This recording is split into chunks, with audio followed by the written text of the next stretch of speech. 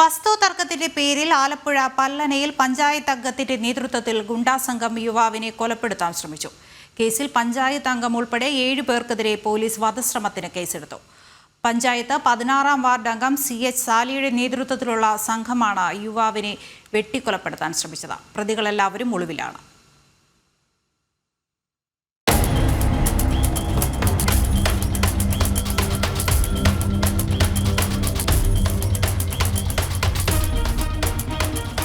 കഴിഞ്ഞ 23-ന് രാത്രി 7 മണിയോടെ പല്ലന കലവറ ജംഗ്ഷനിലാണ് സംഭവം. സുഹൃത്തിനൊപ്പം സംസാരിച്ചുകൊണ്ടുനിന്ന പല്ലന മറ്റത്ത് കിഴക്കതിൽ അബ്ദുൾ വാഹിദിനെയാണ് പഞ്ചായത്ത് അംഗവും മത്സ്യമാർക്കറ്റ് ഉടമയുമായ CH സാലിയുടെ നേതൃത്വത്തിലുള്ള സംഘം ക്രൂരമായി വെട്ടിപ്പരിക്കേൽപ്പിച്ചത്.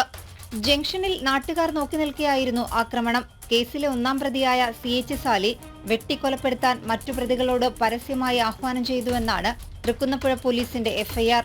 വസ്തുതർക്കത്തിന്റെ പേരിലുള്ള മുൻവൈരാഗ്യമായിരുന്നു ആക്രമണത്തിന് കാരണം. നെഞ്ചിലും വയറ്റിലും കാലിലും കമ്പിവടിക്ക് അടിച്ചു പരിക്കേൽപ്പിച്ചു. തടസ്സം പിടിച്ച സുഹൃത്തിനെയും മർദ്ദിച്ചു. വീണുകിടന്ന വാഹിദ് എഴുന്നേൽക്കാൻ ശ്രമിച്ചപ്പോൾ 2-ാം പ്രതി കയ്യിലിരുന്ന വാളുപയോഗിച്ച് തലയിൽ വെട്ടിയെന്നും 1-ാം പ്രതി CH സാലി കമ്പിവടിക്ക് അടിച്ചുവെന്നും FIR-ലുണ്ട്. ആക്രമണത്തിൽ അബ്ദുൾ വാഹിദിന്റെ മൂക്കിനും വാരിയലിനും ഗുരുതരമായി പരിക്കേറ്റു. അബോധാവസ്ഥയിൽ നടുറോഡിൽ കിടന്ന വാഹിദിനെ നാട്ടുകാർ ചേർന്നാണ് ആശുപത്രിയിലെത്തിച്ചത്.